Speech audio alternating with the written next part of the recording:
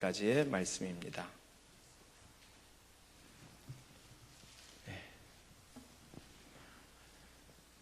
한 절씩 저와 여러분이 교독하시겠습니다. 갈라디아서 5장 16절에서 26절.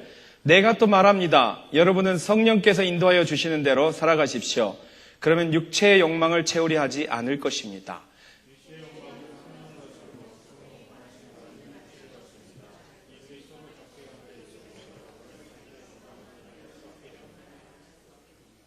그런데 여러분이 성령의 인도하심을 따라 살아가면 율법 아래에 있는 것이 아닙니다.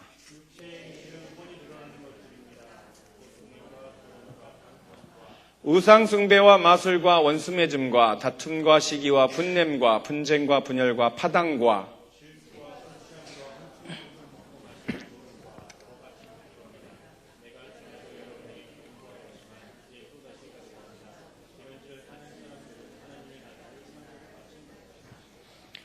그러나 성령의 열매는 사랑과 기쁨과 화평과 인내와 친절과 선함과 신실과 그리스도 예수께 속한 사람은 정욕과 욕망과 함께 자기의 육체를 십자가에 못 박았습니다. 다 같이 읽습니다. 우리는 잘난 체 하거나 서로 노엽게 하거나 질투하거나 하지 않도록 합시다. 아멘. 잠깐 기도드리겠습니다. 거룩하신 주 하나님 아버지, 오늘도 주님이 기뻐하시는 삶을 살기 위해서 한 번 더 몸부림쳐 봅니다. 주님이 기뻐하시고 소원하시는 아름다운 삶, 거룩한 삶을 열망하면서 오늘도 주님의 말씀에 귀를 기울입니다.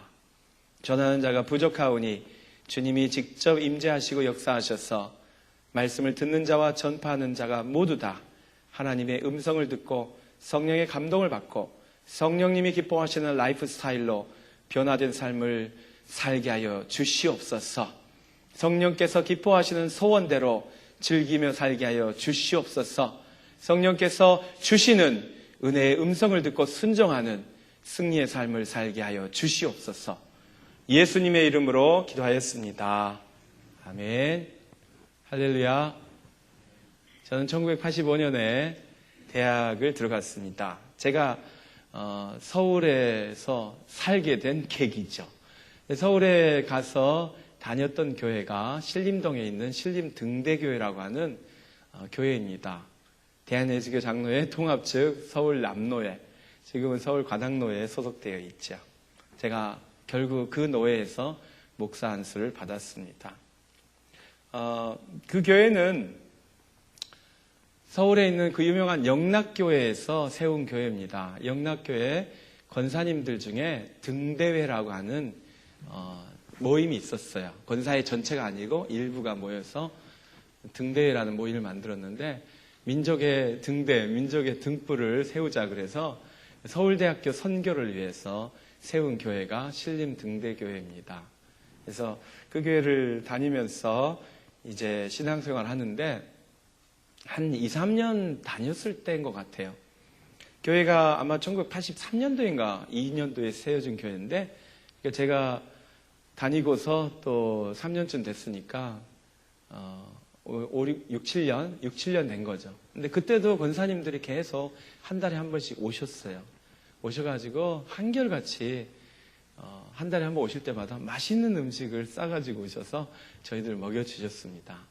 그때 교회가 예배 끝나면 같이 식사를 했었는데 학생들이잖아요. 학생들이니까 깍두기에다가 밥 먹고 오뎅국에 밥 먹고 그랬었던 것 같거든요. 김치 하나 넣고 그렇게 먹고 그랬었는데 권사님들이 오시면 이게 메뉴가 달랐어요.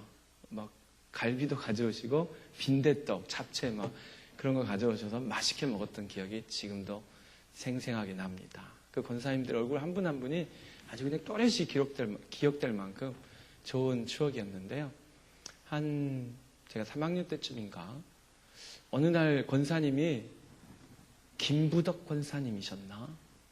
아무튼 아주 후덕한 권사님이 계셨는데 그 권사님이 그러시는 거야. 계속 우리 이 신림등대교회 예배드리러 오면서 어떤 학생이 그 얼굴이 변했는데 너무 변했다고 그런 말씀을 하시더라고요. 그래서 그 말씀을 하시길래 저는 그 2년 선배가 한 분 계셨는데 수학 전공하고 지금은 서울에 있는 어느 대학에서 수학과 교수를 하고 계시는 분인데 그 형님이 교회에 오셔가지고 참 많이 변하셨거든요. 엄청나게 많이 변하셨어요. 그래서 그 형을 말하는구나 그랬는데 그 권사님이 그러시는 거예요.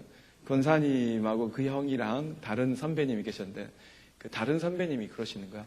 너 말하는 거야 임마 너 그러시더라고요. 그래서 내가 3년 교회를 다니면서 표정이 제일 많이 바뀐 사람, 학생 거기에 권사님들에게 그렇게 물망에 올랐던 적이 있었습니다. 지금도 별로 은혜스럽지 못한 이 인상이지만 이게 그래도 많이 변한 겁니다. 제가 좀 터프하게 살았었나 봐요. 아니 그 삶을 살았다는 게 아니고 그 내면이 좀 괴로웠던 것 같습니다. 저는 국민학교 4학년 때, 초등학교 4학년 끝날 때 아버님을 천국에 보냈어요. 그리고 중학교 2학년 때 광주에서 학교를 다녔는데 5.18이라고 하는 엄청나게 충격적인 민족의 비극이 있죠. 어떻게 역사적으로 미화하든지 간에 그리고 나서 아주 어두운 시절을 보냈다고 생각합니다. 아는 사람들이 사라지고 두려움 가운데 살고 고문당해서 나오고 그런 것들을 바로 옆에서 보면서 고등학교 시절 어떻게 보냈는지를 모르겠어요. 그런데 만약에 하나 이유를 꼽으러 간다면 중학교 2학년 여름방학 때 갔던 수양회 그때 만난 예수님 그때 만난 하나님 때문에 그전에도 교회를 다녔지만 그 수양회에서 체험한 하나님의 은혜로 제가 티네이저 시절을 무사하게 그래도 무사히 교회 안에서 보냈다고 믿습니다. 그래도 얼마나 그 고민과 고뇌로 얽어진 그 인상을 우리 등대회 권사님들이 가장 많이 변한 학생이라고 그렇게 지목해 주신 것이 기억납니다. 그런데 솔직히 말씀드리면 형편없었어요. 은혜를 받겠다고 작정하면 3일을 넘기지 못한 똑같은 그런 패턴 속에 살았던 것 같아요. 물론 가끔 작정 기도를 하죠. 제가 기억나는 게 100일 아침 금식 기도를 했던 기억이 나요. 대학교 2학년 때. 이렇게 살 수는 없지. 그런데 아침에는 기도하고 억지로 금식하니까 성경 읽고 기도하지만 점심을 먹고 나서는 그냥 풀어지고 아무거나 막 먹고 그랬던 아픈 기억들을 가지고 있습니다. 하나님의 사람으로 예수 그리스도의 사람으로 은혜 받고 충만하게 살기를 원하는데 3일을 넘기지 못하는 때로는 하루를 넘기지 못하고 다시 또 옛 모습이 나타나고 옛사람의 모습, 육체의 모습이 나타나는 것을 그렇게 체험하면서 살았는데 그래도 하나님의 은혜 가운데 붙어 있으니까 뭔가 변하는 게 있는 것 같습니다. 조금씩 조금씩. 오늘 우리가 하나님으로 받은 말씀은 성령 안에서 변화되어가는 삶에 대한 도전이에요. 성령께 붙어 있으면 하나님께 붙어 있으면 하나님 나라 안에 갇혀 있으면 머물러 있으면 우리는 어떻게든지 변한다는 말씀을 하고 있습니다. 내가 또 말합니다. 여러분은 성령께서 인도하여 주시는 대로 살아가십시오. 예수님의 제자로 살아가는 것, 하나님의 자녀로서 승리하는 것, 이것을 오늘 본문은 성령께서 인도하시는 삶을 살라고 명령하십니다. 그러면 육체의 욕망을 채우려 하지 않을 것입니다. 언어를 직역하면 육체의 욕망을 이루지 않을 것입니다. 육체의 욕망을 완수하지 않을 것입니다. 그런 뜻입니다. 여러분, 세상에서 살아가고 있는 사람들이 열심히 일합니다. 나름대로 미션을 가지고. 그리고 그 미션을 컴플리트하기 위해서 뛰어가는데 그들이 예수님 없이 살아가는 그 삶의 마지막이 무엇이라고요? 예수님 없이 사는 인생의 마지막 완성품은 무엇입니까? 육체의 욕망이라는 거예요. 어떤 사람은 지식의 줄을 잡고 어떤 사람은 권력의 줄을 잡고 어떤 사람은 돈의 줄을 잡고 열심히 뛰지만 그것은 모두 다 육체의 욕망을 향해서 뛰어가는 것이라고 말할 수 있습니다. 이 육체란 말, 원어에서 사르크스라고 하죠. 우리의 몸, 육신, 우리나라 말로는 그렇게 구분이 안 되는데, 원어에서 말하는 사르크스는 육신의 욕망, 아주 본능적인 욕구, 그런 것에 끌려다니는 인생을 말할 때 사르크스라고 합니다. 그 육체의 욕망, 본능에 이끌려 다니고 정욕에 이끌려 다니고 좀 더 고상하게 야망과 야심에 이끌려 다니는 그 삶이 아니라 성령께서 인도하신 대로 사는 삶은 다른 것을 이룬다는 것입니다. 그것이 뒤에 나오는 성령의 열매라는 것이죠. 성령의 인도함을 받고 사시는 분들은 성령의 열매가 맺힙니다. 그렇지 않고서 살아가는 삶은 육체의 욕망을 이루는 것으로 인생이 끝납니다. 요즘 이따가 보시겠습니다만은 요즘 유행하는 한국인이 만든 비디오 하나가 세계를 뒤흔들고 있습니다. 근데 거기에 아주 재미있는 표현이 나오는데 갈 때까지 가보자 이 말이 나와요. 갈 때까지 가보자. 우리 손인식 목사님은 우리 목회자 세미나 때 계속 언급하시던데 한국인의 기질 중에 하나가 갈 때까지 가는 거랍니다. 그래서 땅끝까지 선교를 하러 많이 가는 것 같아요. 싸이의 그 동영상이 기네스북에 올랐어요. 어젠가 최단기간에 가장 많은 그 좋아요 그 기록을 기록한 것으로 집계되어서 기네스북에서 올렸습니다. 그런데 여러분 솔직히 저는 그렇게 말씀하고 싶어요. 싸이가 유명해지기 전에 삼성의 그 스마트폰이 유명해지기 전에 현대자동차가 대륙을 휩쓸기 전에 하나님의 말씀을 가지고 땅끝까지 간 그 수많은 선교사들을 왜 우리는 기억 못할까요? 왜 그거를 자랑하지 못할까요? 저는 믿습니다. 수많은 그 지하교회를 위해서 헌신했던 한국인 그 선교사님들 때문에 중국의 한류바람이 불었다고 믿습니다. 수많은 하나님의 종들이 현해탄을 건너 일본 선교를 했기 때문에 결국은 한류가 일본을 파고들었다고 믿습니다. 아무도 몰라주는 그런 나라에서 누가 한국인을 처음 만났겠어요? 대부분 선교사님들을 처음 만난 거예요. 그 다음에 현대자동차가 들어가고 그 다음에 삼성전자가 제품을 팔고 지금은 싸이의 동영상에 온 세계를 다 뒤집고 있는데 우리는 그것에 감탄하고 있죠. 우리 대신 우리보다 먼저 땅끝까지 가서 목숨 걸고 주님의 복음을 전하는 그 종들, 저는 그분들 때문에 지금 한국인이, 한국 문화가, 한류가 세계로 퍼져간다고 생각합니다. 성령의 인도함을 받으면 육체의 욕망을 이루지 않는데 성령의 그 인도하심을 거부하면 어떤 삶을 삽니까? 육체의 욕망을 이루고 육체의 행실을 이루게 되어 있습니다. 문제는 우리가 성령의 사람이어야 한다는 거예요. 문제는 우리가 하나님의 자녀예요. 문제는 우리가 예수님의 제자이면서 성령의 지배를 받지 않을 때 발생하는 것입니다. 우리가 예수님의 소유로 하나님의 자녀로 바뀌었어요. 그렇다면 하나님의 생각, 하나님의 마음, 하나님의 영으로 충만해질 때 아무 문제가 없습니다. 근데 그것이 안 되고 육체의 욕망을 이루는 쪽으로 몸이 갈 때, 생각이 갈 때 무슨 일이 일어난다고요? 17절. 이 둘이 적대 관계에 있으므로 여러분은 자기가 원하는 일을 할 수 없게 됩니다. 우리의 소원 성취 못하는 거예요.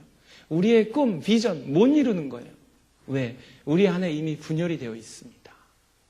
하나님의 것이니 하나님의 영으로 충만해져야 되는데 하나님의 영이 아니라 세상의 영, 육체의 욕망으로 충만해지는데 어떻게 이게 같이 되겠습니까?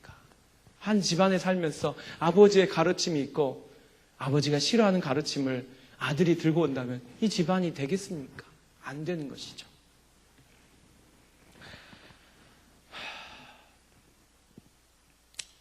결혼을 앞둔 처자가 남자 둘을 가지고 계속 고민만 하고 있으면 어떡합니까?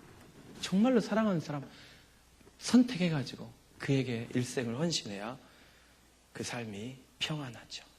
육체의 욕망과 성령 사이에 고민하고 있으면 아무것도 되지 않습니다. 스스로 자충질환에 빠지는 것이죠. 그런데 성령의 인도하심을 따라가면 18절 말씀 율법 아래에 있는 것이 아닙니다. 여러분 이건 갈라디아 교인들에게 굉장히 중요한 말씀입니다. 갈라디아 교인들은 원래 유대인이 아니었어요. 육체 가운데 살던 사람들이었어요. 육체의 행실, 육체의 정욕 가운데 살던 사람들이 예수 그리스도를 믿고 하나님 자녀 되었으니 성령 충만한 사람이 되었습니다. 성령의 인도함을 받게 되었습니다. 그런데 이제 율법주의자들의 꼬임을 받아서 율법을 받아들이면 그 성령의 인도함을 무너뜨리게 되는 거예요. 예수님의 십자가의 공로를 훼손하는 거예요. 그래서 그 율법이 필요 없다고 말하는 것입니다. 왜? 율법은 누구에게 유효해요? 누구에게 약발이 통하는 것입니까? 육체 가운데 있는 사람들은 이 율법이 좀 도움이 됩니다. 율법은 사실 유대인만 있는 게 아니라 모든 민족이 다 가지고 있어요. 고조선 시대에 8조 법금, 금법이라는 게 있었거든요. 8가지의 금지 조항, 십계명하고 비슷한 내용을 가지고 있습니다. 모든 문화와 그 문명과 민족은 다 무엇이 자신에게 중요한 것인지, 무엇이 그 공동체에게 유리한 것인지 다 알아요. 그리고 그것을 반드시 지키자고 정한 것이 대개 율법의 내용입니다. 육체 가운데 속한 사람들도 율법의 소중함과 귀중함과 가치를 압니다. 그런데 성령의 사람들은, 예수 그리스도를 믿고 성령 충만한 사람들은 그게 필요 없어요. 왜? 성령 안에서 그 율법을 완성하고도 남기 때문입니다. 억지로 율법의 정죄를 피하기 위해서가 아니라 자원하는 마음으로, 기뻐하는 마음으로, 사랑으로 그것을 이루기 때문입니다.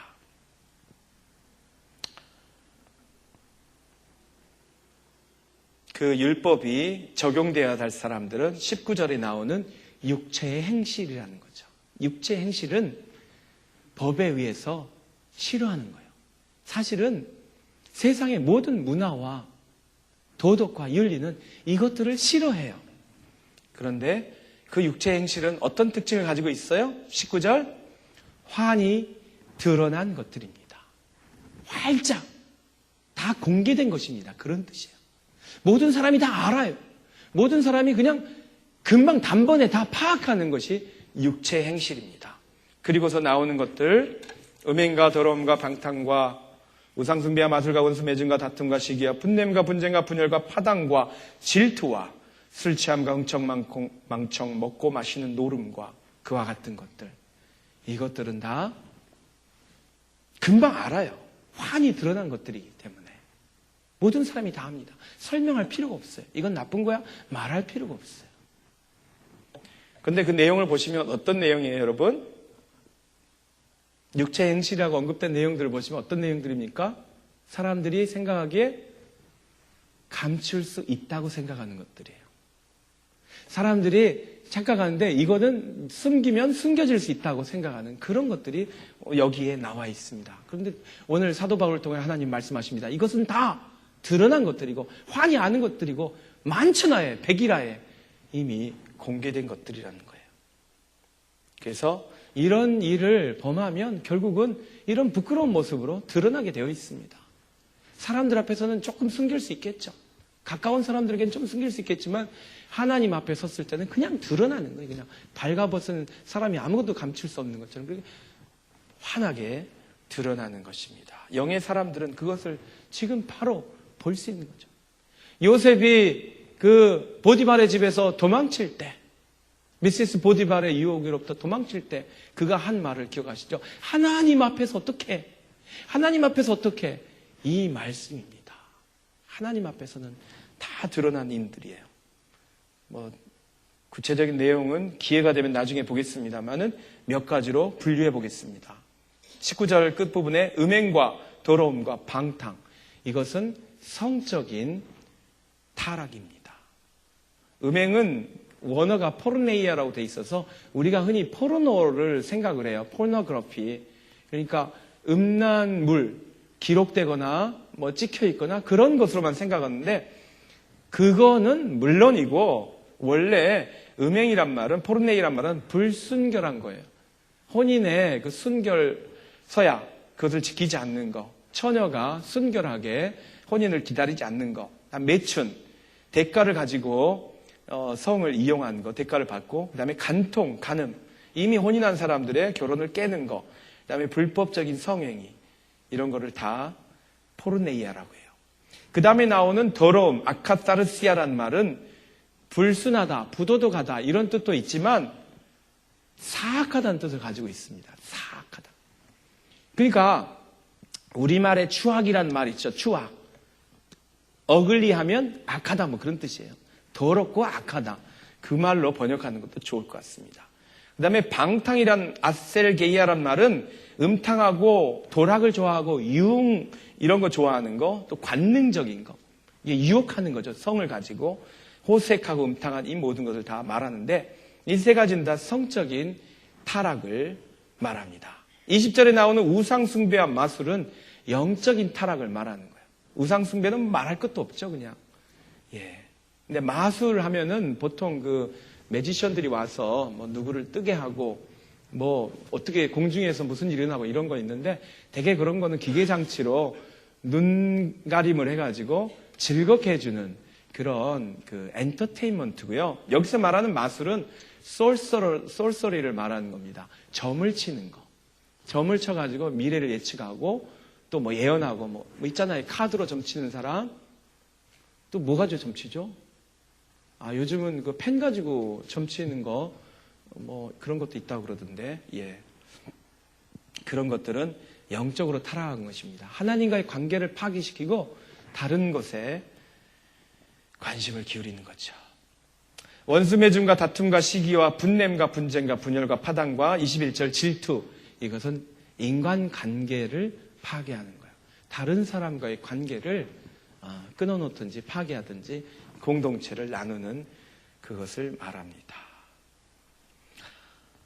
그리고 21절에 나오는 술 취함과 흥청망청 먹고 마시는 노름, 이것은 문화적인 타락을 말하는 거예요. 오락이 타락하는 거. 그래서 내가 피곤하고 내가 힘들고 내가 스트레스 만땅으로 쌓였을 때 그것을 해석하는, 해결하는 방식으로 그 사람들이 이것도 하고 저것도 하지 않습니까? 우리 손인식 목사님은 클래식 음악을 들으신다고 그러더라고요. 주일 저녁에. 그런 식으로 좋은 방법도 많이 있잖아요. 책을 읽으신다거나 독서를 하신다거나 가족 영화, 가족끼리 같이 볼 수 있는 영화, 그런 거 참 좋은 거잖아요. 그런데 흥청망청 먹고 마시면서 술을 마시고 술 취해서 막 떠드는 거. 이 흥청망청 먹고 마신다는 말은 술에 만땅 취해가지고 막 떠드는 거, 이걸 말하는 거예요. 그런 식으로 스트레스 해소하는 오락, 타락한 오락, 타락한 문화, 이것이 육체의 행실입니다. 21절 후반부 다 같이 한번 읽어보실까요? 내가 전에도 여러분에게 경고하였지만 이제 또다시 경고합니다. 이런 짓을 하는 사람들은 하나님의 나라를 상속받지 못할 것입니다. 이 글은, 이 편지는 하나님의 자녀들에게 보낸 글입니다. 갈라디아 교회는 예수 그리스도 안에서 하나님께 나온 이방인 교회죠. 그런데 예수 그리스도를 믿는 자는 천국을 침노하는 자라고 주님이 말씀하셨어요. 예수 그리스도를 믿는 자는 하나님의 자녀가 되어서 하나님 나라에 들어가는 권세를 받게 되었습니다. 그런데 사도 바울은 지금 그것에 도전하고 있는 거예요. 왜요? 하나님 나라에 들어가면 하나님 나라 법대로 살아야 돼요. 하나님 나라의 주인이 되기 위해서는 하나님처럼 하나님의 마음으로 사셔야 돼요. 예수 그리스도의 제자가 되셨으면 예수님이 기뻐하는 제자도가 있어요. 근데 그것을 하지 않으면 취소될 수 있는 겁니다. 이것은 마치 천국에 들어와서 천국의 도리를 지키지 않으면 천국 시민으로 간주되기 힘든 그런 것 아니겠어요? 저희 어머니가 오래전에 있었던 일인데, 조지아주에 사촌 여동생이 결혼식을 한 적이 있습니다. 그래서 결혼식 하고서 사촌 여동생, 그러니까 조카죠, 진려가 선물을 줬잖아요. 근데 이 화장품을 선물로 많이 줬어요. 그러면 이거를 배기지 체크인을 했어야 됐는데 그냥 들고 가다, 저도 아무 생각 없이 피곤하니까 빨리 갔다가 빨리 모시고 오느라고 필라델피아에서 조지아에 갔다 오는데 그냥 갔는데요, 저희 어머니께서 그 화장품을 다 빼앗기셨어요. 아시죠? 왜 빼앗는지. 용량이 크니까 4-5개 되는 것 같은데 다 뺏겼어요. 그냥 바로 쓰레기통에 넣더라고요. 이야, 법이 있으니까. 이 미국에 살면서 또 미국을 여행하면서 이 미국에서 요구하는 법을 지켜야 되지 않지 않습니까? 그것을 지키지 않을 때는 문제가 발생하는 거죠. 하나님의 사람으로, 하나님의 자녀로 성령의 사람이 되었는데 성령께서 원하시는 삶을 살지 않으면 그것은 천국에 들어간 사람이 천국 문에서 잠깐 밖으로 나온 것과 비슷하다고 생각합니다. 하나님 나라를 상속받기 위해서 그 하나님 나라에서 요구하는 것, 상속자가 지켜야 할 법이 있잖아요. 그것을 따라야 되는데 그것을 위반할 때 저는 천국에서 다시 나온 것과 비슷하다고 생각합니다.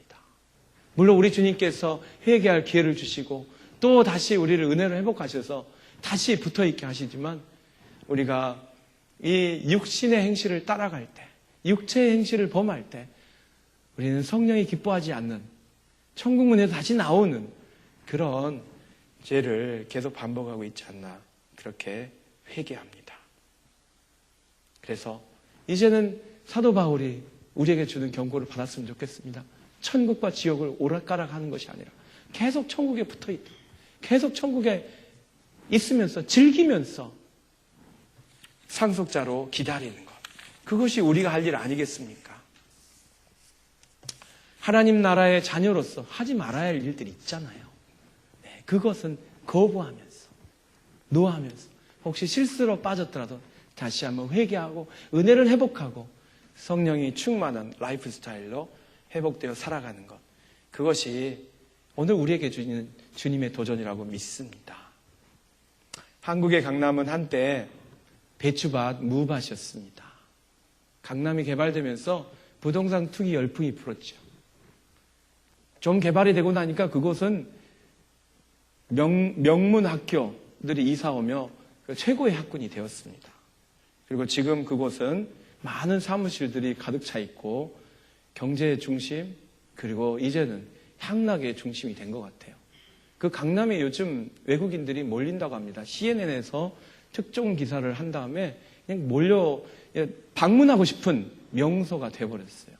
싸이의 강남 스타일 비디오 하나 때문에 이런 난리가 났죠. 이 싸이란 분은, 박재성 씨는 음악적으로 천재라고 생각합니다. 댄싱도 독특하고 아주 그 마케팅 이런 부분도 아주 인정받을 만한 그런 대단한 분인데요. 하지만 그 컨텐츠는 저질입니다, 여러분. 이건 제 표현이 아니고 많은 분들이 공통적으로 하는 거고 싸이도 인정하는 거예요. 저질 댄스라고. 이 동영상의 주제는 이중성인 것 같습니다. 반전이라는 표현을 썼는데 이중성. 밤과 낮이 너무나도 다른 그 강남 문화. 앞과 뒤가 너무나 다른 인생. 속과 겉이 너무나도 분리된 영혼들. 그것을 지적해주는, 그것은 꼭 한국인만이 아니라 한국의 크리스찬에게도 해당되는 지적이 아닐까 생각해 봅니다.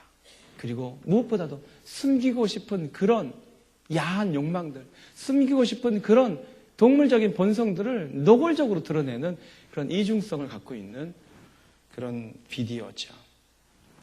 이런 세상을 여러분 우리가 그냥 따라갈까요? 그런 세상에 몸담고 있기 때문에 그가 한국인의 이름을, 한국의 강남을 이 기회에 독도까지, 독도 스타일 만들어서 독도까지, 뭐 그런 아이디어들 좋죠. 저도 한국 사람으로서 기분이 그렇게 나쁘진 않습니다. 그런데 우리가 퍼뜨리는 세계인이 인정하는 그 최고가 저질이라는 것이 좀 부끄럽습니다. 싸이가 세계를 강타하기 전에 한국은 세계에서 가장 많은 선교사를, 인구 대비당, 그리고 기독교 역사상 가장 많은 선교사를 가장 빠른 시간에 세계에 파송한 유일한 나라입니다, 여러분. 그것도 피선교권에서. 그런데 우리는 그걸 가지고 얼마나 자랑을 해봤습니까? 그 뜻을 되살리기 위해서 얼마나 몸부림쳤습니까? 이 강남 스타일의 패러디가 참 많은데요. 준비됐으면 틀어주시면 감사하겠습니다. 재밌는 거 많이 봤는데 대구 스타일 이거 굉장히 재밌더라고요. 많은 것들, 대구 스타일도 재밌는데 영락교회 청년부가 만든 수련회 스타일, 이것도 아주 잘 만들었어요. 제가 보기엔. 다른 것들은 춤이 야한 춤을 그대로 따라해가지고 메시지가 잘 눈에 안 들어오는데, 귀에 안 들어오는데, 그것들 중에서 성령 스타일과 가장 가까운 스타일 하나 찾아봤습니다. 한번 보시죠.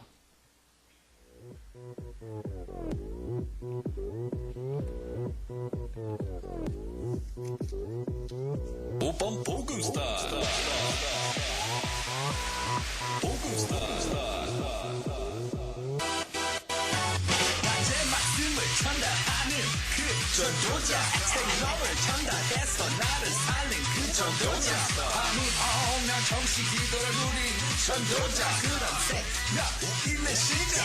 5번 복음스타. 서럽네.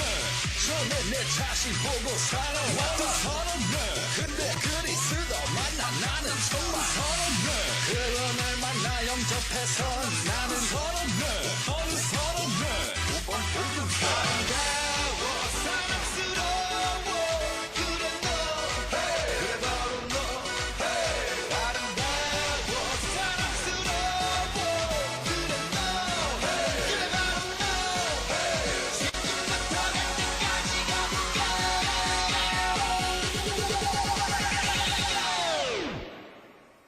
5번 복음스타. 복음스타. 5번 복음스타. 복음스타. 5번 복음스타. 전도되네. 5번 복음스타. 전도되네. 생명을 받아 이제 나는 그 전도자. 자면서 항상 말씀 생각하는 그 전도자. 나도 항상 무시 기도를 누리는 전도자. 그런 생명 있는 신자. 너는 서럽네. 전에 내 자신 보고 살아왔다. 서럽네. 근데 그리스도 만나 나는 정말 서럽네. 그런 날 만나 영접해서 나는 서럽네. 너는 서럽네. 5번 복음스타. 뛰는 놈 전도도 하는 놈 Baby baby 나는 뭘 좀 믿는 놈. 뛰는 놈 그 위에 나는 놈 Baby baby 나는 뭘 좀 아는 놈. 5번 복음스타. 전도되네. 5번 복음스타.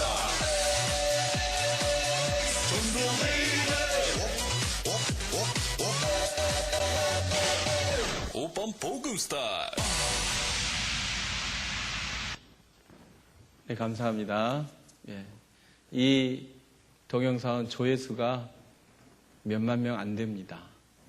하지만 정말 세상의 문화를 그냥 따라가는 것이 아니라 하나님의 복음으로 성령께서 기뻐하신 라이프 스타일로 살아보려고 노력하는 분의 작품이라고 생각합니다. 여러분, 어메이징 그레이스가 이 지구상에서 가장 많이 불려진 찬양이랍니다. 근데 이 어메이징 그레이스의 원곡은 스코틀랜드의 영국의 술집에서 주정꾼들이 술을 퍼마시고 술에 취해가지고 흥얼거리던 그 노래의 원곡을 가사를 복음적으로 바꾼 것입니다. 크리스찬 문화는 내용에 있습니다. 메시지에 있습니다. 오늘 성령께서 기뻐하시는 라이프 스타일, 성령께서 원하시는 라이프 스타일이 무엇인가 성경이 이야기해주고 있는데요. 이것을 앞에서 나온 육체의 행실과 대비해서 4가지로 바꿔보려고 합니다. 첫 번째, 성령의 열매는 하나님과의 관계가 바뀌어 있는 것입니다. 하나님의 은혜, 하나님의 영에 지배받는 것이 하나님과의 관계 속에서 내 삶이 정의되고 하나님이 인도하시는 가운데서 내 미래가 인도되는 것, 그것이 성령의 열매입니다. 성령의 사람은 두 번째, 나의 내면이 바뀌어 있습니다. 나를 채워주는 내면이 하나님의 것이기 때문에 내 안에 내 것이 아니라 나의 본성이나 본능이 아니라 나의 욕망이나 야망이 아니라 하나님의 것들로 가득 차는데 그것이 사랑입니다. 하나님의 사랑, 하나님의 기쁨, 그리고 분노를 참는 능력이 생기고요. 온유하고요. 이렇게 아름다운 것들로 우리의 내면이 채워지게 되어 있습니다. 성령의 사람은 세 번째, 대인관계가 바뀝니다. 다른 사람을 대하는 태도, 자세가 다릅니다. 섬김으로, 사랑으로, 친절하고 신실하게 대하는 것이 성령의 사람의 모습입니다. 그리고 마지막으로 성령의 사람은 절제의 사람이에요. 그래서 세상 사람들은 오락을 즐길 때, 그 문화생활할 때 끝까지 가잖아요. 갈 때까지 가잖아요. 하나님의 사람은 갈 때까지 가면 안 되는 거예요. 하나님이 기뻐하는 이 동영상이 아주 재밌는 표현이에요. 지구 끝까지 갈 때까지 가보자. 복음 전하기 위해서. 그건 좋죠. 근데 내 성격, 내 욕망에 갈 때까지 끝까지 가면 안 되는 거예요. 절제의 사람이기 때문입니다. 그래서 이 절제가 바로 오늘 우리가 문화를 대할 때, 우리의 오락생활을 대할 때 꼭 필요한 성령의 열매라고 믿습니다. 여러분, 근데 이 원어를 해석하는 설교를 많이 들으셨죠? 성령의 열매는 할 때 열매는 카르퍼스라고 하는 단수로 되어 있습니다. 사랑과 이력과 평화, 자비, 오래 참음, 자비, 양성, 충성, 온유, 절제, 뭐 이런 것들이 9가지인데 9가지가 복수가 아니라 성령의 열매 한 가지, 거기에 다 포함된다는 것입니다. 그래서 우리는 가끔 나누려고 하잖아요. 나는 충성의 사람, 너는 사랑의 사람, 그는 기쁨의 사람. 이런데 그게 아니라 성령의 열매는 예수 그리스도의 사람이라면 성령의 열매가 맺히는데 우리 안에 이것들이 다 자란다는 것입니다. 마지막 날 우리가 하나님 나라의 상속자가 되어 있을 때 주님께서 그것을 기대하신다는 거예요. 열매는 뭘 말하는 거예요, 여러분? 추수할 때 기대하는 거잖아요. 마지막 추수의 순간에 농부가 무엇을 기대해요? 이렇게 높게 자란 그런 볕단 이런 거 필요 없어요. 벼알, 씨앗, 그 곡식의 열매, 그것을 기대하는 거예요. 근데 그 열매에, 한 열매 안에 무엇이 들어있냐면 이 9가지의 풍성한 성령의 열매가 있다는 것입니다. 오늘 그것을 위해서 우리가 성령 충만한 삶을 살기를 원합니다. 성령께서 기뻐하시는 그런 라이프 스타일로 살기를 원합니다. 25절 말씀 우리 한번 다 같이 읽어주시겠습니까?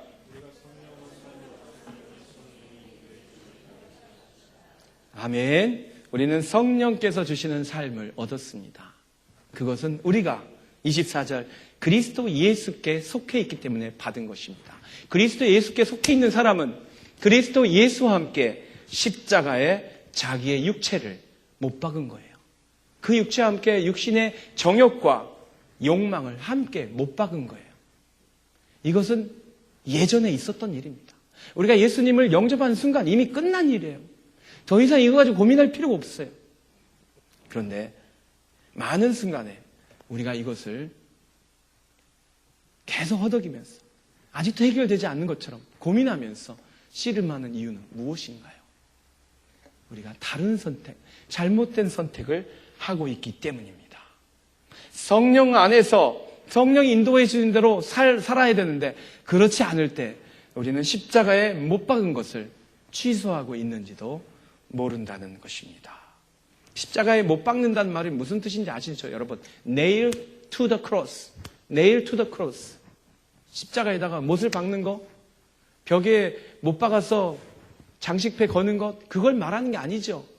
예수님의 몸을 십자가에 못 박아서 찢어 죽인 것처럼 지금은 예수님의 그 십자가의 공로로 우리가 우리의 죄성, 우리의 악한 모습들, 우리의 악한 욕망들을 십자가에 못 박아 매달아 죽이자는 거예요.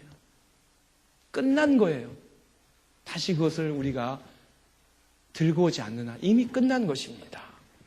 성령께서 우리를 인도하신 대로 가면 우리는 십자가에 못 박힌 우리의 정욕, 우리의 욕망으로부터 점점점 멀어지는 삶을 살 수 있어요. 하나님의 보좌로 점점 더 가까워지는 그런 삶을 살 수 있습니다. 이 성령이 인도해 주심을 따라 살자, 이 말이 스토익 호멘이라고 되어 있는데 이 말은 성령께 일치하자라는 뜻을 갖고 있어요. 성령님께 동의하면서 살자. 성령님과 일치하자. 이 성령님의 뜻에 맞춰서 살라. 그런 뜻이죠. 많은 분들이 성령 충만한 삶, 성령 스타일, 성령 라이프 스타일은 어떤 건가 할 때 그냥 아무 생각 없이 성령께서 이끄시는 대로, 끌리는 대로 자동적으로 되는 그런 삶을 고대합니다. 저도 그런 삶이 될 줄 알았어요.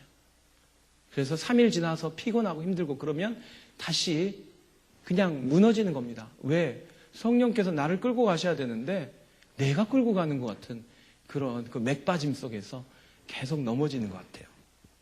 근데 오늘 본문을 보시고 한번 우리가 교정해야 될 생각이 있습니다. 그것이 무엇입니까?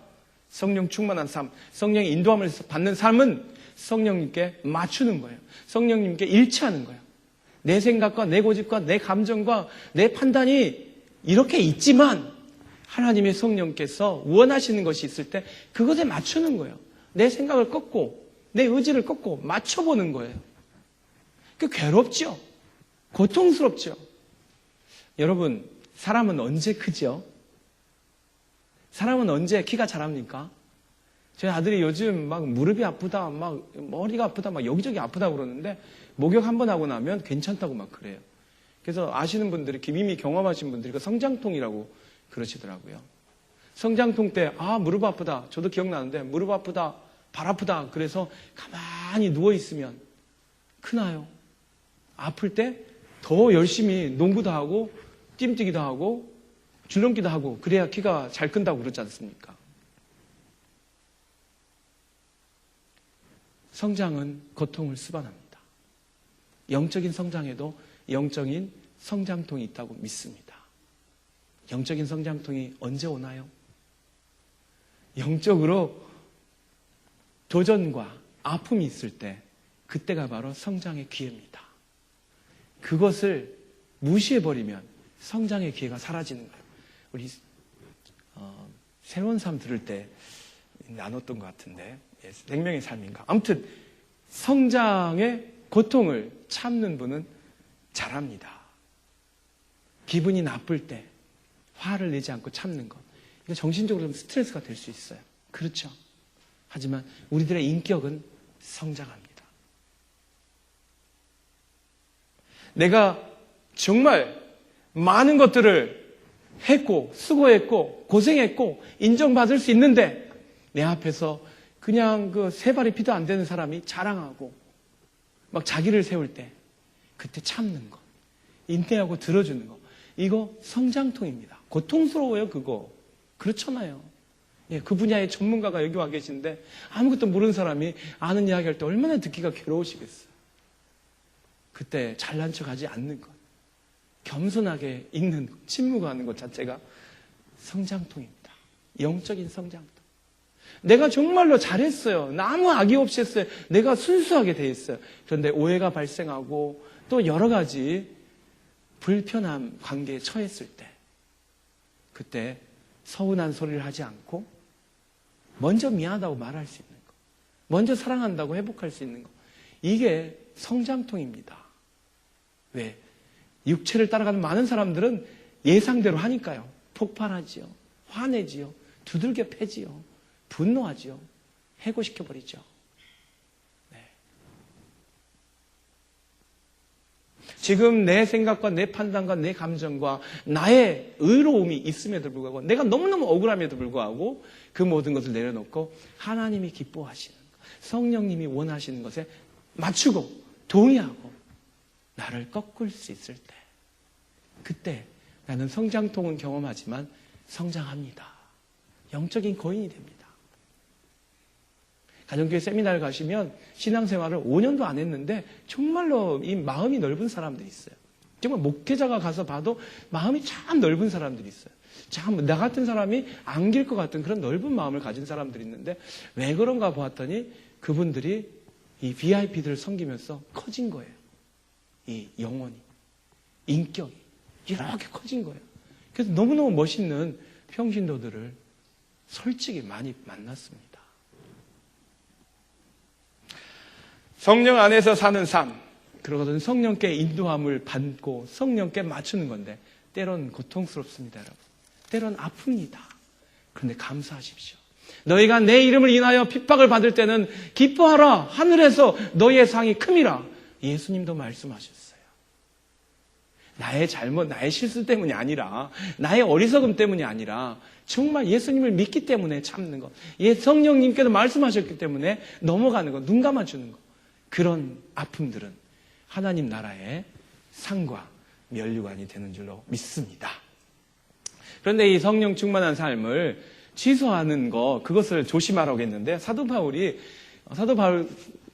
조금 걱정이 되셨나 보요. 그래서 한 번 더 언급하신 내용이 있습니다. 우리 26절 한번 다 같이 읽어보실까요? 우리는 잘난 체하거나 서로 노엽게 하거나 질투하거나 하지 않도록 합시다.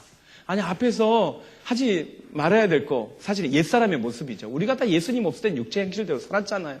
그런데 이제 성령 안에 있으면 성령의 열매가 이렇게 자라가고 있잖아요.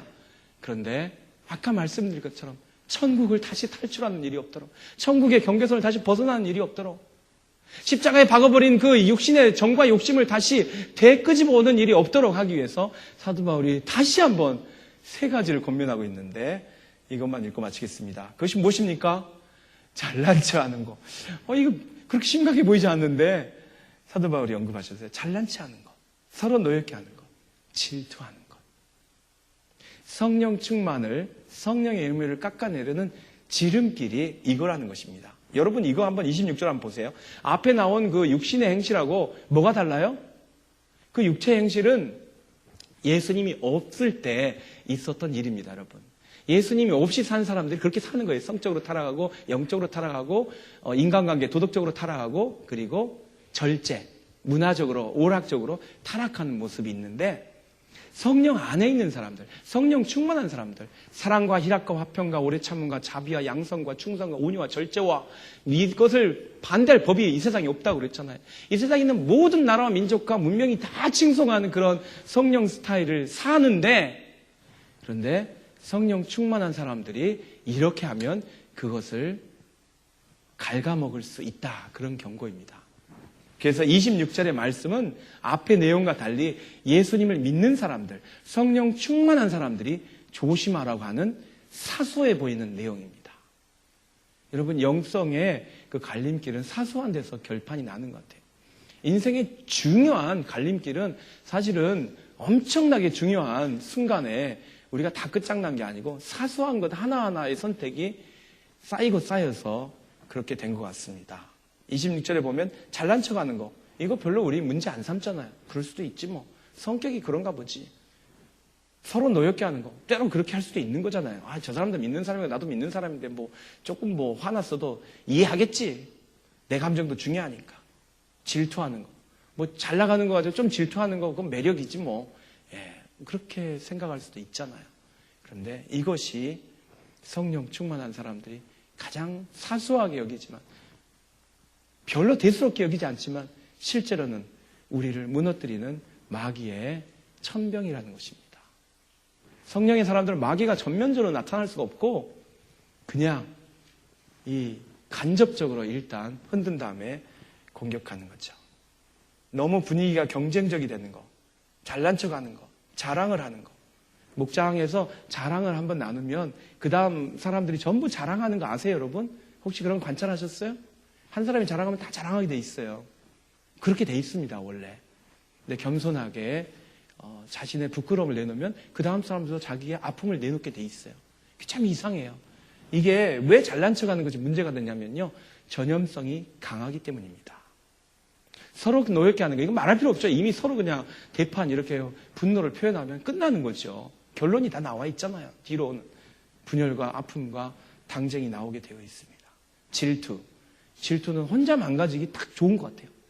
질투는 주로 다른 사람이 잘 될 때 나오는 거 아시죠?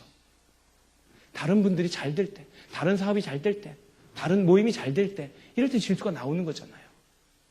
근데 그러지 말라고 하는 것입니다. 자기가 먼저 망가지고 그 다음에 다른 문제들이 발생하게 되어 있습니다. 우리는 옛사람을 두려워하지 않습니다. 옛사람의 행실 때문에 무서워하지도 않습니다. 하지만 성령의 사람으로서 하나님이 기뻐하시는 라이프 스타일을 살기 위해서는 지켜야 될 것이 몇 가지 있습니다. 사도 바울은 그것을 26절에서 말씀해 주고 있습니다. 물론 이것 말고도 여러 가지가 있겠죠. 그런데 오늘 다시 한번 이 말씀 앞에 우리를 내려놓았으면 좋겠습니다. 신앙생활을 오래 한 것이 중요하고, 목사가 되고 또 뭐 노회장이 되고 총회장이 되고 이런 것이 소중해지고, 교회가 헌금을 얼마나 하고 교인 수가 얼마인지 이런 것들이 목회자들의 비교가 되고, 또 교인들끼리도 서로 다른 것 가지고 비교가 된다면 그것은 아픔으로 가는 길입니다. 불필요한 아픔, 영적인 성장통이 아니라 영적인 그 골마 터지는 거죠. 서로를 노엽게 하는 것, 이유가 어떻든지, 한 사람이 잘못했든지 둘 다 잘못했든지 서로를 화나게 하는 것, 이것은 절대로 하나님이 기뻐하지 않습니다. 하나님의 열매가 맺히지 않습니다. 그리고 다른 분이 잘 될 때 칭찬하고 격려하고 함께 기뻐하는 것이 아니라 질투할 때, 그때부터 사단의 공격은 본격적으로 시작됩니다. 성령의 두루마기가 벗겨지는 순간입니다. 오늘 주님께서 우리에게 복음 스타일, 성령의 스타일, 전도에서 베이비를 낳는 그런 성령의 스타일, 갈 때까지 막가파로 가는 것이 아니라 지구 끝까지 가서 주님의 복음을 전하는 그런 복음 스타일, 그런 라이프 스타일을 기뻐하십니다. 그런데 우리 안에서 하나님의 성령께서 열매 맺으신, 우리 안에서 하나님의 성령 열매가 자라나는 그런 아름다운 성령 스타일 기대하고 계시다고 믿습니다. 마지막 때에 예수님을 믿는 사람들에게 기대하시는 하나님의 추수 때 하나님의 열매, 성령의 열매, 저와 여러분의 심령에서, 저와 여러분의 삶 속에서 주렁주렁 견고하게 큼지막하게 그렇게 열매 맺으시기를 예수님의 이름으로 축원합니다. 걸어가